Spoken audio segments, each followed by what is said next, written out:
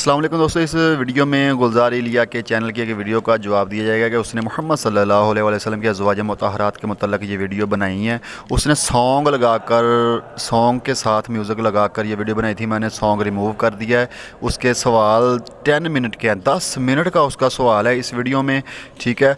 और उसका मैंने साथ साथ जवाब दिया। आपने इस वीडियो को मिस नहीं करना, ज़रूर देखना है। नबी करीम सल्लल्लाहु अलैहि वसल्लम की अज़वाज मुतहहरात के बारे में आपको बहुत इन्फॉर्मेशन हासिल होगी इसमें, और जो गलत फहमी है उसने ये फैला दिया नबी करीम सल्लल्लाहु अलैहि वसल्लम की शादियों के बारे में, वो इंशाल्लाह इस वीडियो में दूर होंगी इंशाल्लाह।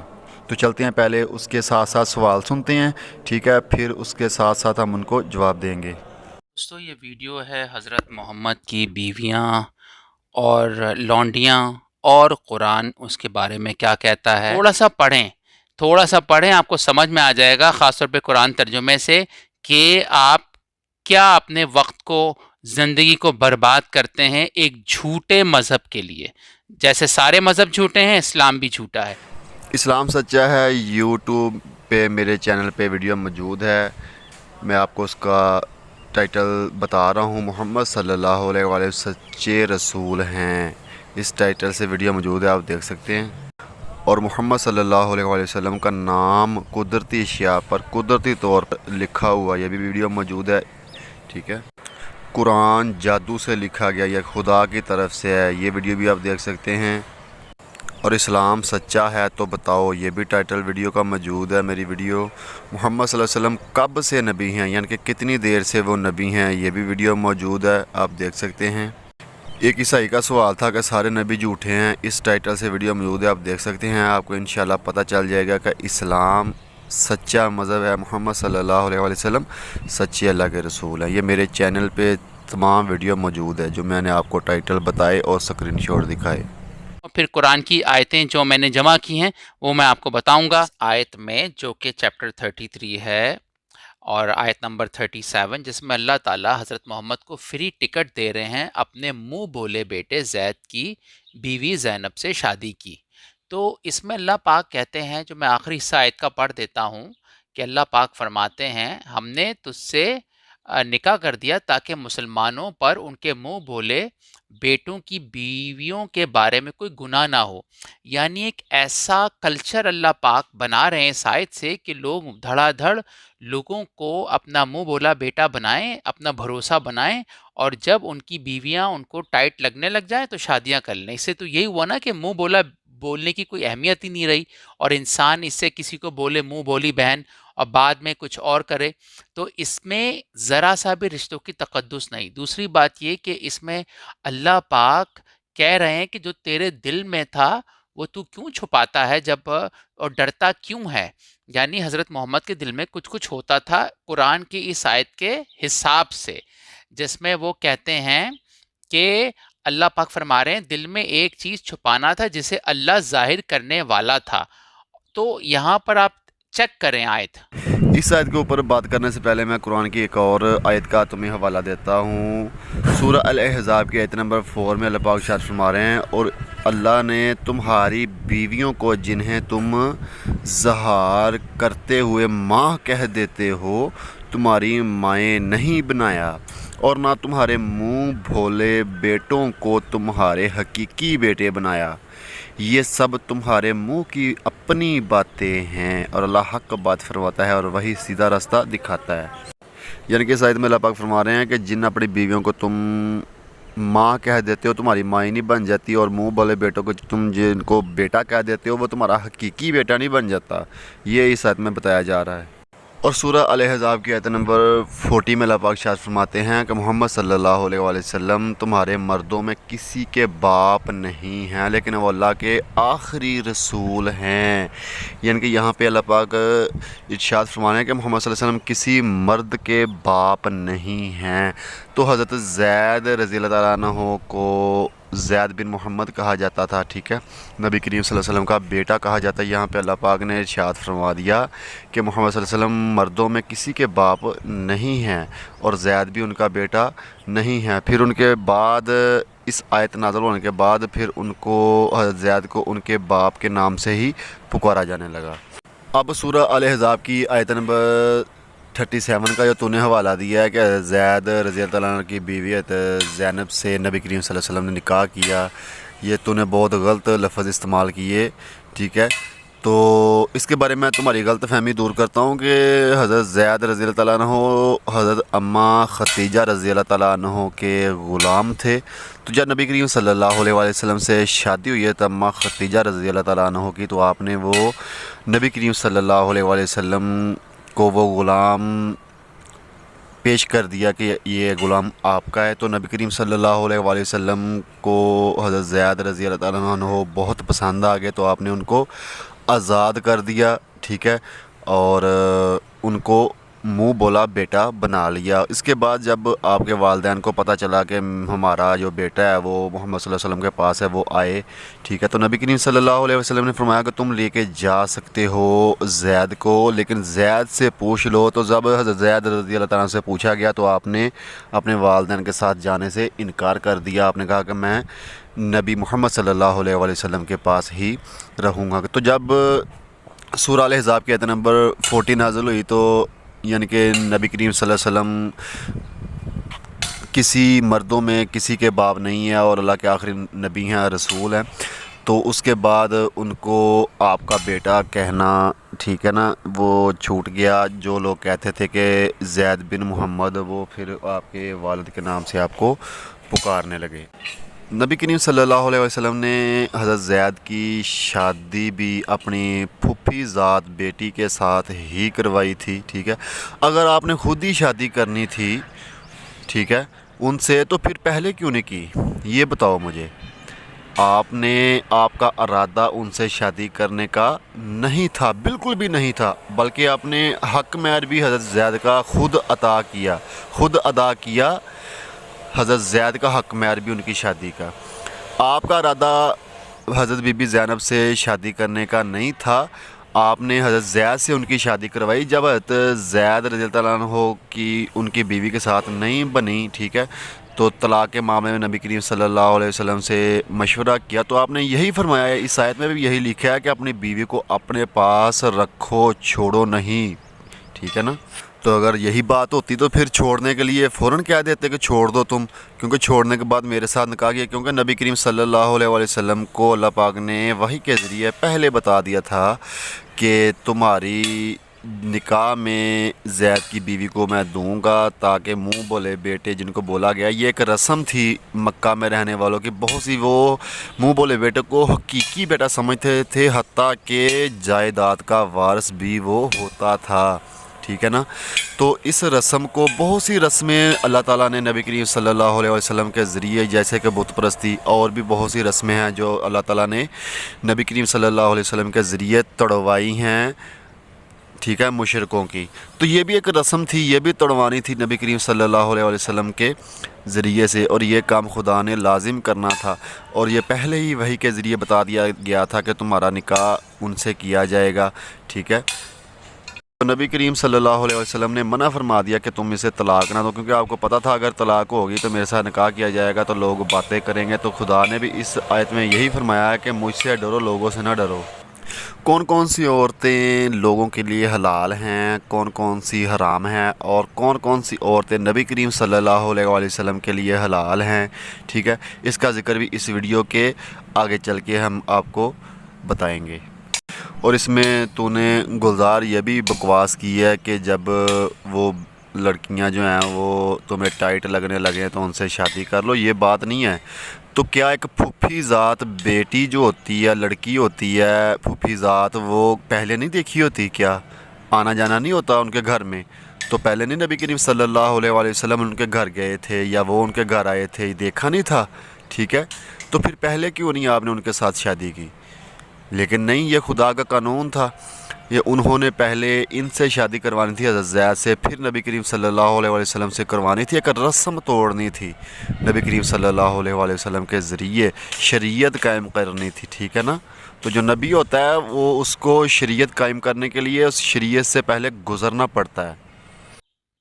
अच्छा, قرآن کے مطابق مسلمان عورت ہی شادی کر سکتی ہے عیسائی یا یہودی سے. چیک کریں باہر کی شادی، چیک کریں کتنی اسلام عزت کرتا ہے عورتوں کی. کہ یہاں پہ بات ہو رہی ہے حضرت محمد نے شادیاں کی، کیا وہ عورتیں شادیاں کرنا چاہتی تھیں؟ یہ مولانا صاحب نہیں بتا رہے. اسلام اور عیسائیت میں عورت کا مقام، اس ٹائٹل سے میرے یوٹیوب چینل پہ ویڈیو موجود ہے، آپ دیکھ سکتے ہیں. یہ لوگوں کو بیوقوف بنا رہے ہیں اور یہ بتائیں گے نہیں کہ کن حالات میں ان عورتوں سے شادیاں کی. کوئی لونڈی ہے، کوئی منہ بولے بیٹی کی وائف ہے، کوئی جنگ میں پکڑی گئی ہے، کوئی کسی اور وجہ سے شادی ہوئی، کوئی 9 سال کی ہے. یعنی کہ سب they are trying to sugar coat. اب یعنی لوگوں کو بیوقوف بنانے کی جھوٹ بولا جا رہا ہے اور آدھی بات سے بھی کم بات بتائی جا رہی ہے. اور یہ بتایا جا رہا ہے کہ بھئی شادیوں کی اتنی اہمیت کیوں ہے کہ کہہ رہے ہیں کہ ہر طرح کی عورت سے شادی کی. دوسرے لفظوں میں ہر طرح کی عورت کا مزہ لیا. 1400 سال پہلے ایک شخص کو انہوں نے دیکھا نہیں اور اس کی تعریفیں، جھوٹی تعریفیں ہو رہی ہیں. آگے چلو. بخاری شریف کی حدیث نمبر 110 میں نبی کریم صلی اللہ علیہ وسلم نے ارشاد فرمایا کہ جس نے خواب میں مجھے دیکھا تو اس نے مجھے ہی دیکھا، شیطان میری شکل اختیار نہیں کر سکتا. یعنی کہ نبی کریم صلی اللہ علیہ وسلم آج بھی کسی کی خواب میں ان کو زیارت عطا فرما سکتے ہیں اور فرماتے بھی ہیں. ٹھیک ہے. اس کے علاوہ ایک اور میں آپ کو مشہور جو تاریخ کا واقعہ بتاتا ہوں. نور الدین زنگی رضی اللہ تعالیٰ عنہ کا، رحمۃ اللہ تعالیٰ عنہ کا بتاتا ہوں کہ جب نبی کریم صلی اللہ علیہ وسلم نے ان کو خواب میں آ کر 2 عیسائیوں کے چہرے دکھا دیے تھے کہ یہ مجھے میری قبر سے نکالنے کی کوشش کر رہے ہیں. ٹھیک ہے.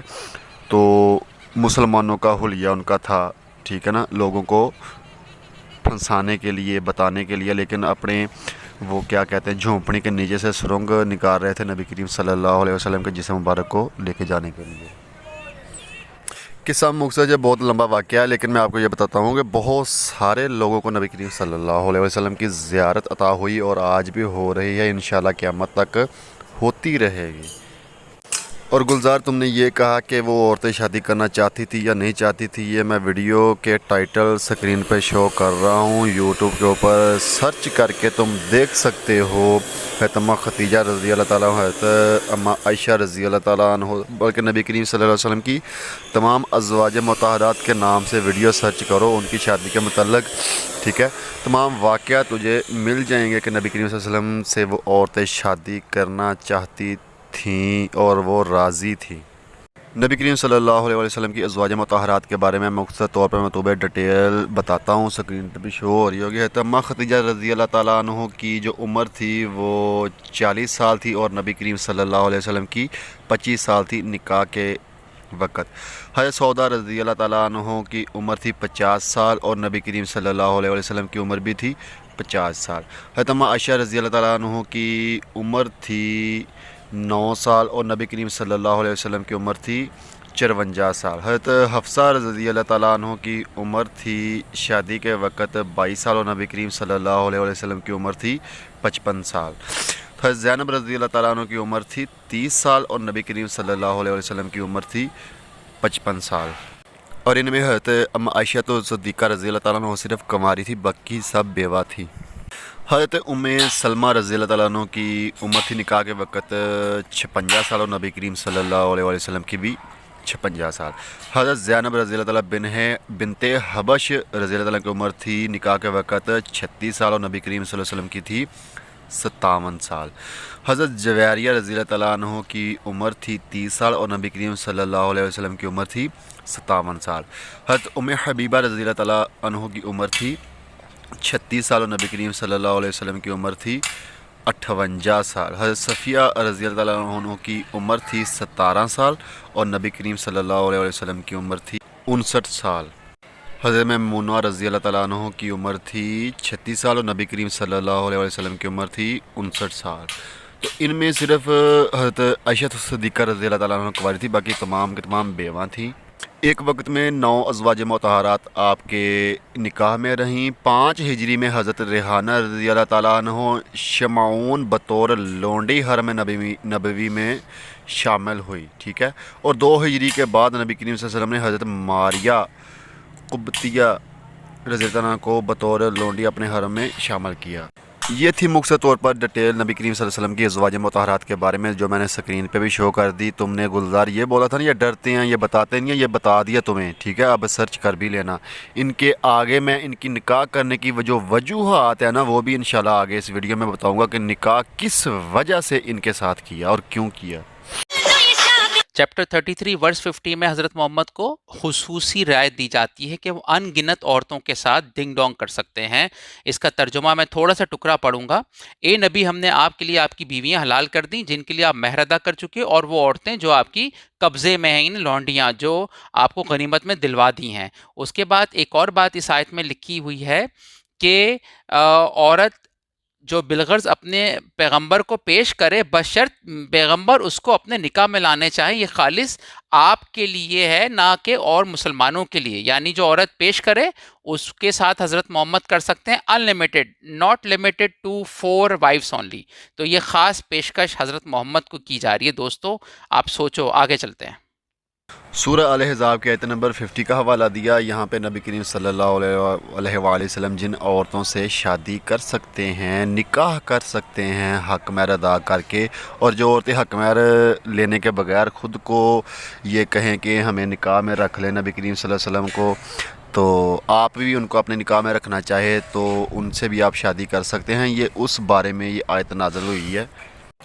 اور سورہ النساء کی آیت نمبر 23 میں یہ اللہ پاک ارشاد فرماتے ہیں، حرام کی گئی ہیں تم پر تمہاری مائیں، تمہاری لڑکیاں، تمہاری بہنیں، تمہاری پھوپھیاں اور تمہاری خالائیں، اور بھائی کی لڑکیاں، بہن کی لڑکیاں، اور تمہاری وہ مائیں جنہوں نے تمہیں دودھ پلایا ہو، اور تمہاری دودھ شریک بہنیں، اور تمہاری ساس، اور تمہاری وہ پرورش کردہ لڑکیاں جو تمہاری گود میں ہیں، تمہاری ان عورتوں سے جن سے تم دخول کر چکے ہو، اور ہاں اگر تم نے ان سے جماع نہ کیا ہو تو تم پر کوئی گناہ نہیں، اور تمہارے صلبی سکے بیٹوں کی بیویاں، اور تمہارا 2 بہنوں کا جمع کرنا، ہاں جو گزر چکا سو گزر چکا۔ یہ جو حقیقی بیٹے ہوتے ہیں نا، ٹھیک ہے نا، حقیقی بیٹے یعنی کہ صلبی بیٹے جو ہوتے ہیں ان کی بیویاں حرام کی گئی ہیں، اور بھی بہت سی عورتوں کے بارے میں بتایا گیا ہے جو حرام کی گئی ہیں۔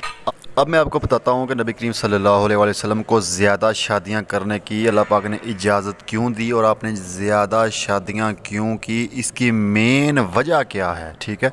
سب سے پہلی وجہ تو یہ ہے کہ اللہ کے دین عورتوں تک اچھے طریقے سے پہنچ جائے، کیونکہ عورتیں اپنے مسائل پوچھنے میں نبی کریم صلی اللہ علیہ وسلم سے شرم آتی تھی ان کو۔ تو جب نبی کریم صلی اللہ علیہ وسلم اپنے ازواج مطہرات کو اللہ کے دین کا علم عطا فرماتے تھے تو ان سے مسائل پوچھنے کے لیے عورتیں آتی تھی۔ اگر آپ کی ایک بیوی ہوتی تو ان کے لیے بہت مشکل سا کام ہو جاتا، ٹھیک ہے، کہ وہ مسائل کا حل لوگوں کو بتاتی۔ اس لیے آپ نے بہت زیادہ عورتوں سے شادی کی تاکہ ایک کے اوپر زیادہ بوجھ نہ پڑے، ٹھیک ہے۔ اس کے بعد جو مختلف قسم کے قبائل میں آپ نے شادی کی، ان کی عداوتیں جو تھیں، وہ جو ناراضگی تھی محمد صلی اللہ علیہ وسلم کے بارے میں، وہ بھی دور ہوگی ان شادیوں کی وجہ سے، ٹھیک ہے نا۔ جیسے حضرت خدیجہ الکبریٰ رضی اللہ عنہ بنو عزا سے تھی، ان کی ناراضگی بھی دور ہوگی۔ حضرت عائشہ صدیقہ رضی اللہ تعالیٰ عنہ بنو تمیم سے تھیں، ٹھیک ہے نا۔ حضرت حفصہ رضی اللہ تعالیٰ بنو عدین سے تھی۔ حضرت ریحانہ رضی اللہ تعالیٰ بنو قریظہ سے تھی۔ حضرت جویریہ رضی اللہ تعالیٰ عنہ بنو مستلق سے تھی، یہ ایک یہودی خاندان تھا، وہ بھی مسلمان ہو گئے تھے بعد میں، ٹھیک ہے۔ ام حبیبہ رضی اللہ تعالیٰ عنہ بنو امیہ سے تھی، جو ابو سفیان کی بیٹی تھی، ٹھیک ہے نا۔ ام سلمہ رضی اللہ تعالیٰ بنو مخزوم جو ابو جہل کا خاندان تھا، ٹھیک ہے نا۔ بعد میں انہوں نے بھی نبی کریم صلی اللہ علیہ وسلم سے صلح کر لی شادی کے بعد۔ حضرت میمونہ رضی اللہ تعالیٰ عنہ بنو غیلان سے تھی، جو نجر کے سردار کی بیوی کی بہن تھی، ٹھیک ہے نا۔ اس طرح آپ نے مختلف قبائل کی عورتوں سے شادی کی، لڑائی جھگڑے بھی دور ہو گئے، ناراضگی بھی دور ہو گئی، ٹھیک ہے۔ اور دوسری بات علم کی ہے، جو مین بات ہے وہ علم کی ہے۔ حضرت اماں عائشہ صدیقہ رضی اللہ تعالیٰ عنہ کی جو احادیث آپ نے بیان کی، 2268 احادیث آپ نے بیان کی ہیں۔ حضرت اماں حفصہ سے 81 احادیث مروی ہیں۔ حضرت اماں صفیہ سے 32 احادیث مروی ہیں۔ حضرت اماں ام حبیبہ سے 49 احادیث مروی ہیں۔ حضرت ام سلمہ سے 240 احادیث مروی ہیں. ان کے فتوے اتنے ہیں، اتنے انہیں فتوے دیے ہوئے ہیں کہ ایک بک بن سکتی ہے ان کے فتووں سے. ٹھیک ہے. حضرت اماں میمونہ رضی اللہ تعالیٰ عنہ سے 83 احادیث مروی ہیں، اور حضرت اماں سودا رضی اللہ تعالیٰ عنہ سے 2 احادیث مروی ہیں. دوستو شادیوں کی جو مین وجہ جو تھی نا، یہ 2، ایک تو خدا کا یہ حکم تھا، اور مختلف قبائل کی جو دشمنی تھی ان میں محبت ڈالنا تھا.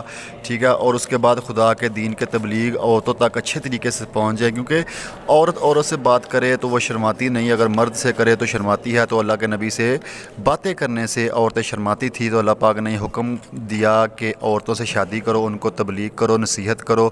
ٹھیک ہے. تو وہ دوسری عورتوں کو سمجھائیں، شریعت سکھائیں. تو اس طرح یہ دین پھیلا ہے. یہ مین جو وجہ ہے نا شادیوں کی، یہ مین وجہ ہے. یہ ہے چیپٹر 33 ورس 51، جس میں اللہ تعالیٰ فرما رہے ہیں حضرت محمد کو کہ تمہاری مرضی، کوئی بھی عورت کو تم چن سکتے ہو اپنے لیے. اب اس کا میں آپ تھوڑا سا ترجمہ پڑھ دیتا ہوں. آپ ان میں سے جسے چاہیں چھوڑ دیں اور جسے چاہیں اپنے پاس جگہ دیں. اچھا، یعنی جسے چاہیں چھوڑ دیں، یہاں کیا کائنات کا بنانے والا عورت کو اتنی اہمیت دے رہا ہے کہ وہ فرض کرو خود سے چھوڑنا چاہتی ہے، وہ چھوڑنا نہیں چاہتی حضرت محمد کو. یہاں ساری کی ساری جو چوائس دی جا رہی ہے وہ حضرت محمد کو دی جا رہی ہے، ایک مرد کو دی جا رہی ہے. دوستو آگے چلتے ہیں. سورہ الاحزاب کے آیت نمبر 51 کا جو تو نے حوالہ دیا ہے، اس میں طلاق کا ذکر موجود نہیں ہے. ٹرانسلیشن تم نے غلط بتائی ہے گلزار. تم نے یہ کہا کہ جس بیوی کو چاہو چھوڑ دو، جس کو چاہو اپنے پاس رکھو. اس کا یہ مطلب نہیں ہے. اس کا مطلب یہ ہے جیسے کہ عام مسلمانوں کے لیے فرض ہے نا، جتنی عورتیں ہوں تو ان کے درمیان ایک روٹین کے مطابق ٹائم دینا پڑتا ہے. ٹھیک ہے. اگر ایک رات ایک بیوی کے پاس رہنی ہے تو ایک ہی دوسری کے پاس رہنی ہے. اس طرح کا کوئی قانون ہے. ٹھیک ہے. اگر ایک بیوی کے پاس 2 راتیں رہنی ہیں، دوسری کے پاس بھی 2 دن پھر گزارنے پڑیں گے.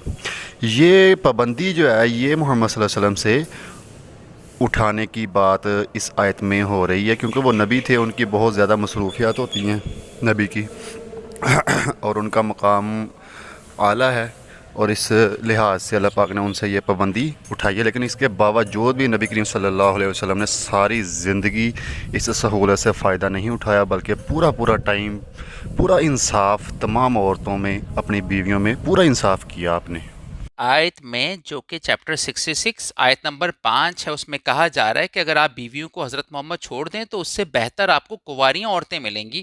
اس کا ترجمہ ہے، اے نبی تم اگر طلاق دے دو تو بہت جلد اس کے بدلے میں تم سے اچھی بیویاں دے دے گا، فرما بردار، ایمان توبہ کرنے والی اور کنواریاں. آپ بتائیں یہ آیت کائنات کا بنانے والا لکھ رہا ہے، اور اس میں فائدہ کس طرح کا دیا جا رہا ہے. اگر تم چھوڑ بھی دو نا عورتوں کو تو اللہ پاک کہہ رہے ہیں کہ اس سے بدلے تمہیں کنواریاں مل جائیں گی. لوگ ترجمے سے قرآن پڑھتے نہیں ہیں، اور مولوی چاہتا بھی نہیں آپ ترجمے سے پڑھیں، ورنہ یہ باتیں پڑھ کے کون رہ سکتا ہے، کون اپنا وقت ضائع کر سکتا ہے اسلام کے اندر. آگے چلتے ہیں. سورۃ تحریم کی آیت نمبر 5 کا حوالہ دیا تم نے. ٹھیک ہے. اس میں یہ لکھا، اگر وہ تمہیں طلاق دے دے تو عجب نہیں کہ ان کا رب انہیں تم میں سے بہتر ازواج بدلہ میں عطا فرما دے، جو فرما بردار، ایماندار، اطاعت گزار، توبہ شعار، عبادت گزار، روزہ دار، بعض شوہر دیدہ اور بعض کنواریاں ہوں. یہاں پہ عورتوں کی صفتیں بیان ہو رہی ہیں. اگر محمد صلی اللہ علیہ وسلم تمہیں طلاق دے دیں تو تمہارے بدلے میں اللہ انہیں ایسی عورتیں عطا کرے گا، نیک، پاک، عبادت گزار. ٹھیک ہے. یہ اس سورہ کی پہلی 4 آیات پڑھیں گے، تب اس آیت نمبر 5 کا جو مطلب ہے آپ کو سمجھ میں آئے گا. نبی کریم صلی اللہ علیہ وسلم نے ایک راز کی بات اپنی ایک ازواج سے کی ہوئی تھی. انہوں نے دوسری وہ جو ازواج سے راز کی بات کی تھی، وہ راز کی بات انہوں نے بتا دی کسی کو. ٹھیک ہے. تو وہ راز کی بات جو ہے وہ اللہ تعالیٰ نے نبی کریم صلی اللہ علیہ وسلم کو بتا دی.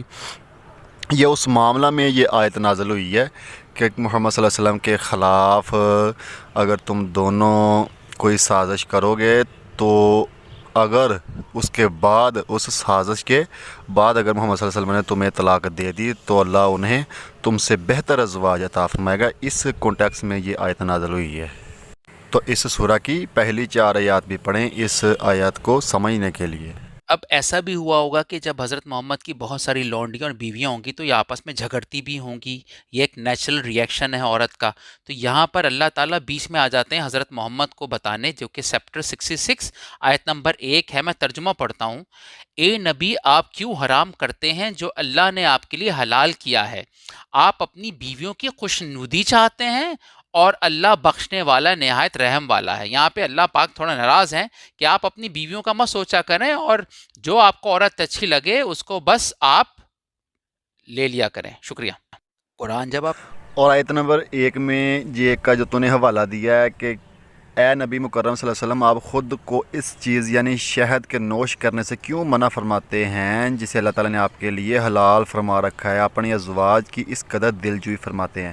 یعنی کہ اس آیت میں نبی کریم صلی اللہ علیہ وسلم اپنی ازواج کو خوش رکھنے کے لیے، خوش دیکھنے کے لیے کسی چیز کو اپنے اوپر حرام قرار دیا تھا، لیکن خدا نے کیا کہا کہ اے نبی، ہم نے تمہارے اوپر یہ چیز حلال فرمائی ہے، آپ نے کیوں حرام فرمائی ہے؟ ٹھیک ہے. اس کی تفسیر میں حافظ ابن کثیر کہتے ہیں کہ یہ شہد تھا. ٹھیک ہے. اور کچھ تفاسیر میں آئی کہ حضرت حفصہ اور حضرت ماریہ کے متعلق یہ آیت ہے، یعنی کہ حضرت ماریہ کو اپنے اوپر حرام کر لیا تھا. ٹھیک ہے نا، دوسری ازواج کے لیے. تو یہ صاف طور پر ابھی ظاہر نہیں ہے کہ کون سی چیز اپنے اوپر نبی کریم صلی اللہ علیہ وسلم نے حرام کر لی تھی کہ میں یہ کام نہیں کروں گا، لیکن خدا نے یہ فرما دیا کہ آپ نے یہ حرام نہیں کرنا، آپ نے یہ کام کرنا ہے کیونکہ یہ آپ کے لیے حلال ہے. آپ ترجمے سے پڑھیں گے تو آپ کو لگا گا اللہ کو کائنات چلانے کی کوئی فکر نہیں ہے، بلکہ حضرت محمد کی سیکچول ڈیزائر کی فکر ہے. اب یہ سورہ بقرہ آیت نمبر 117، سورہ نحل آیت نمبر 40، سورہ یاسی آیت نمبر 82، سورہ مومن آیت نمبر 68.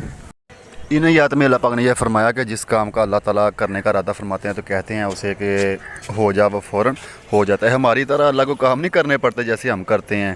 محنت و مزدوری خدا کا صرف یہ حکم ہوتا ہے کہ ہو جا، وہ ہو جاتا ہے.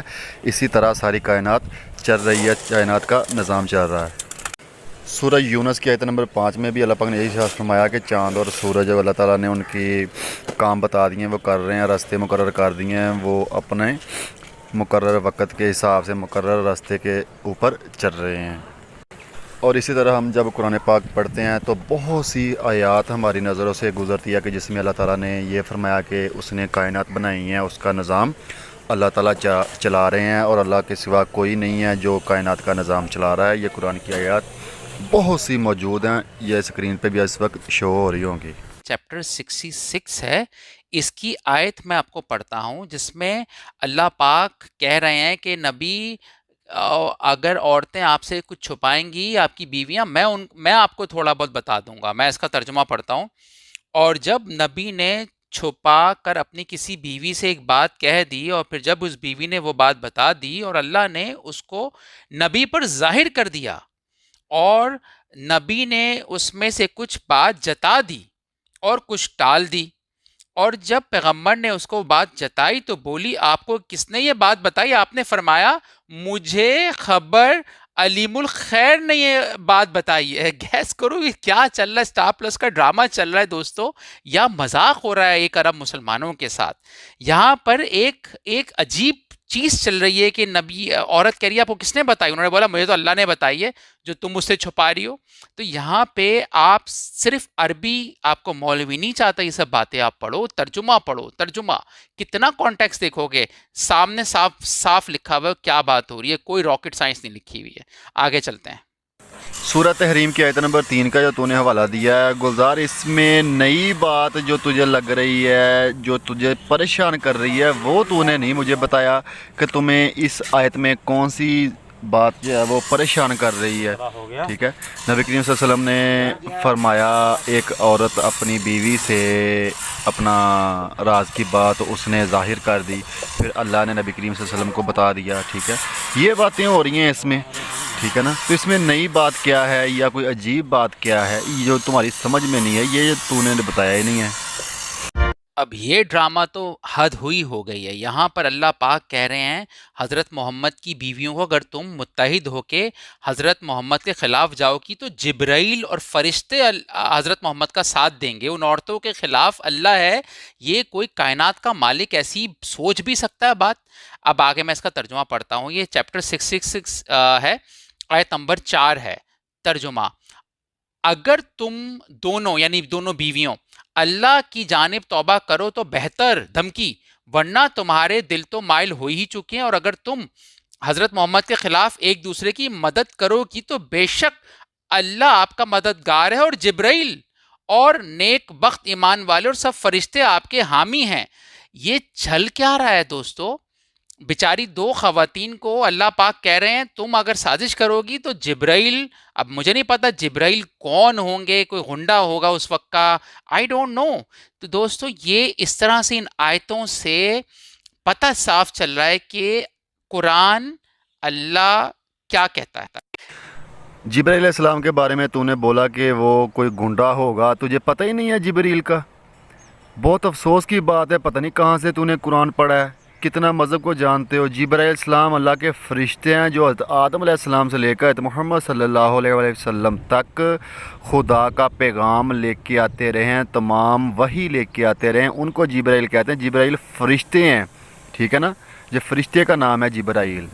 دوسرے نمبر پہ تم نے سورہ تحریم کی آیت نمبر 4 کا حوالہ دیا ہے، اگر تم دونوں اللہ کی طرف رجوع کرو تو یہی تمہارے لیے زیبا ہے، تمہارے دل تو خدا کی طرف مائل ہو ہی گئی۔ یعنی کہ اس آیت میں یہ بتایا جا رہا ہے کہ جو نبی کی بیویوں کو اللہ نے جو بات کر رہے ہیں نا، نبی کریم صلی اللہ علیہ وسلم نے اپنی بیوی سے راز کی بات کی تھی تو اس نے وہ اپنا راز کی بات بتا دی دوسری کو، تو ان کے مطلب یہ بات ہو رہی ہے کہ تم دونوں توبہ کر لو، استغفار کر لو، یعنی کہ تمہارے دل تو جھک ہی گئے ہیں، یعنی کہ تمہارے دل میں یہ بات آ گئی ہے کہ ہمیں توبہ کرنی چاہیے، رجوع کرنا چاہیے، ٹھیک ہے نا۔ جو ہم نے راز افشا کیا ہے، نبی کریم صلی اللہ علیہ وسلم کا جو راز کی بات تھی وہ بتائی ہے، اس کے اوپر ہمیں رجوع کرنا چاہیے یا توبہ کرنا چاہیے یا معافی مانگنی چاہیے۔ تمہارے دل میں تو یہ بات آ گئی ہے، اب اسے کر بھی لو، یہ تمہارے لیے بہتر ہے۔ اس کے آگے اللہ پاک فرماتے ہیں اگر تم نبی کریم صلی اللہ علیہ وسلم کے خلاف کام کرو گے تو اللہ اور فرشتے اور مسلمان نبی کریم صلی اللہ علیہ وسلم کے ساتھ ہیں۔ تو میرے خیال سے تمہیں تھوڑا سے دماغ کی ضرورت ہے سمجھنے کے لیے، ٹھیک ہے نا۔ ان مولوی نے صرف ایک ہی بات رٹے جا رہے ہیں کہ ہمیں سمجھانے کے لیے کہ خاندان سے باہر شادی کرنی چاہیے۔ اس کا بہت آسان جواب ہے، 11 عورتوں سے اس لیے شادی کی ہم سمجھ جائیں تو حضرت محمد لاسٹ پروفٹ، قرآن، اللہ، تو جس طرح اللہ نے ایک آیت اتاری ہے کہ 4 شادیاں مومن کر سکتے ہیں، 4 بیویاں رکھ سکتے ہیں، تو اس کے ساتھ ایک اور آیت بھی آ جاتی کہ باہر بھی شادیاں کرو، تو اس میں حضرت محمد کو کرنے کی کیا ضرورت تھی؟ قرآن میں ایسے کئی حکم ہیں جو اس میں حضرت محمد کو کرنے نہیں پڑے ہوں گے، جس طرح کہ 4 شادیاں۔ تو یہ بہت ضروری ہے، جو خدا کا حکم ہے، خدا کی شریعت ہے، اسے نبی کو کرنا پڑتی ہے۔ سورہ یونس کی آیت نمبر 15 میں اللہ پاک ارشاد فرماتے ہیں مجھے حق نہیں کہ میں اسے اپنی طرف سے بدل دوں، میں تو فقط جو میری طرف وحی کی جاتی ہے اس کی پیروی کرتا ہوں، میں اپنے رب کی نافرمانی کروں تو بے شک بڑے دن کے عذاب سے ڈرتا ہوں، یعنی کہ بڑے دن کے عذاب سے ڈرتا ہوں اگر خدا کی نافرمانی کروں، جو میری طرف نازل ہوتی ہے وہی میں اس کی پیروی کرتا ہوں۔ یہ ضروری ہوتا ہے نبی کے لیے شریعت قائم کرنے کے لیے کہ خدا کے ساری بات ہر یہ ہے حکم کو بجا دوستو لائے۔ کہ یہ مولوی آپ کو پوری بات کبھی نہیں بتاتا کہ کیسے ظلم ہوئے ہیں عورتوں کے ساتھ شادیوں کے، اور صرف یہ نائس گڈی بتانا چاہتے ہیں۔ کتنی آسانی سے مولوی نے بول دیا کہ عائشہ کی عمر 9 یا 12 سال تھی اور حضرت محمد کی عمر 50 سے زیادہ تھی، کیا یہ اپنی بیٹی کسی 50 سال سے زیادہ بڈھے کو دے گا؟ اور اس کی بیٹی اگر 12 سال کی ہوگی، کتنی آسانی سے یہ بات بولی ہے۔ سورہ الاحزاب کی آیت نمبر 21 میں اللہ پاک ارشاد فرماتے ہیں، فی الحقیقت تمہارے لیے محمد صلی اللہ علیہ وسلم رسول اللہ صلی اللہ علیہ وسلم کی ذات میں نہایت ہی حسین نمونہ حیات ہے ہر اس شخص کے لیے جو اللہ سے ملنے کی اور یوم آخرت کی امید رکھتا ہے۔ یعنی کہ نبی کریم صلی اللہ علیہ وسلم کی زندگی بہت حسین ہے، بہت اچھی ہے، ٹھیک ہے نا، یہ بتایا جا رہا ہے۔ یہاں پہ ظلم والی بات کون سی کی ہے، ٹھیک ہے نا، تو یہاں پہ بہت حسین زندگی ہے آپ کی، یہ خدا گواہی دے رہے ہیں، کوئی ظلم نہیں کیا آپ نے، یہ خدا گواہی دے رہے ہیں اس آیت میں۔ اور میرے یوٹیوب چینل پہ نبی کریم صلی اللہ علیہ وسلم کا اخلاق قرآن سے، ٹھیک ہے نا، وہ ویڈیو دیکھ لو، اس میں نے یہ ثابت کیا کہ قرآن میں نبی کریم صلی اللہ علیہ وسلم کا اخلاق جو بیان کیا گیا ہے وہ آیتیں میں نے بیان کی ہوئی ہیں۔ نبی کریم صلی اللہ علیہ وسلم نے بیوہ عورتوں کو سہارا دیا، کیا یہ ظلم ہوا ہے؟ ایک 40 سالہ عورت سے 25 سال کی عمر میں نبی کریم صلی اللہ علیہ وسلم نے شادی کی، کیا یہ عورت کے ساتھ ظلم ہوا ہے؟ یہ بتاؤ، ایک ہی کنواری تھی نا آپ کی بیوی حضرت عائشہ صدیقہ رضی اللہ تعالیٰ عنہ، جن کی عمر کم تھی، ٹھیک ہے نا، باقی تو ساری بیوہ تھی اور عمر بھی ان کی زیادہ تھی۔ جب نبی کریم صلی اللہ علیہ وآلہ وسلم نے ایک 40 سالہ عورت سے شادی کی 25 سال کی عمر میں، تب تو تمہیں نظر نہیں آیا، ٹھیک ہے۔ جب 9 سالہ حضرت عائشہ صدیقہ رضی اللہ تعالیٰ عنہ سے شادی کی، ٹھیک ہے، یہ بہت تمہارے ذہن میں یہ بات ابھر رہی ہے۔ شادی کرنے کے لیے اسلام میں بچوں کا بالغ ہونا ضروری ہوتا ہے، ٹھیک ہے، تو جب بالغ ہوئی تھی حضرت اماں عائشہ صدیقہ رضی اللہ تعالیٰ پھر ہی شادی ہوئی تھی۔ حضرت اماں عائشہ صدیقہ رضی اللہ تعالیٰ عنہ راضی تھی، حضرت ابوبکر صدیق رضی اللہ تعالیٰ عنہ آپ کے والد گرامی راضی تھے، نبی کریم صلی اللہ علیہ وسلم راضی تھے، تو شادی ہوئی ہے نا۔ نبی کریم صلی اللہ علیہ وسلم نے اپنی عمر سے زیادہ عمر کی عورت سے شادی کی، ٹھیک ہے، اپنی عمر سے کم عمر کی عورت سے شادی کی، اپنے قبیلے میں شادی کی، قبیلے کے باہر کی، خاندان میں کی، خاندان کے باہر کی، ٹھیک ہے نا۔ تو یہ ایک بہترین نمونہ اس لیے اللہ پاک نے فرمایا ہے قرآن پاک میں، ٹھیک ہے نا، آپ کی زندگی گلزار تم کر کے دکھانا شادی، ٹھیک ہے، اپنی عمر سے 15-20 سال بڑی لڑکی سے نا شادی کر کے دکھانا، پھر تمہارا پتہ چلے گا، ٹھیک ہے۔ نبی کریم صلی اللہ علیہ وسلم کی زندگی کا کہ حصہ 25 سال اماں ختیجہ رضی اللہ تعالیٰ عنہ کے ساتھ گزار دیا، جو پہلے ہی آپ کی عمر سے 15 سال بڑی تھی، ٹھیک ہے، پھر 25 سال تک آپ اسی عورت کے ساتھ رہے جو آپ سے 15 سال بڑی تھی، ٹھیک ہے۔ تو اس میں عیاشی والی بات کون سی ہے، یہ مجھے بتاؤ تم، ٹھیک ہے۔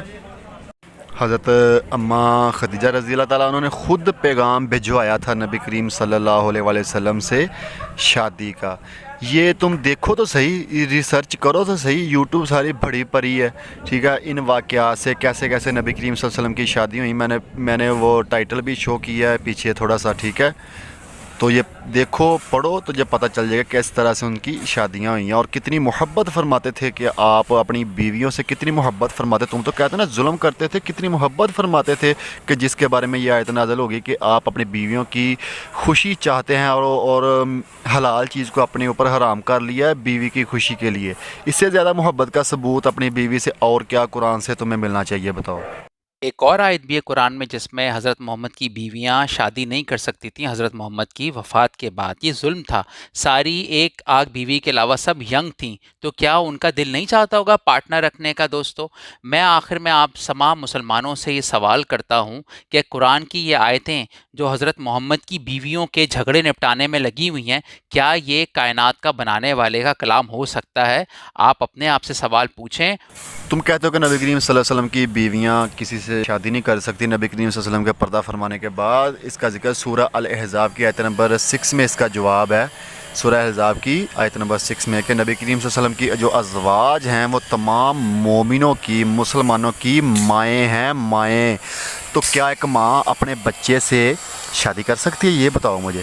تو نبی کریم صلی اللہ علیہ وسلم کی تمام ازواج تمام مسلمانوں کی مائیں ہیں، اس لیے وہ شادی نہیں کر سکتی تھی بچوں۔ اور کیا قرآن خدا کا کلام ہے، کیا قرآن جادو سے لکھا گیا؟ اس ٹائٹل سے ویڈیو میرے چینل پہ موجود ہے، وہ دیکھ سکتے ہو تم، ٹھیک ہے۔ تو ویڈیو کافی لمبی ہو گئی ہے، اگر وہ بھی مزید کسی بھائی کو کوئی سوال ہو یا ان آیتوں کے اوپر تفصیل سے بات کرنی ہو تو مجھ سے رابطہ کر سکتے ہیں، شکریہ۔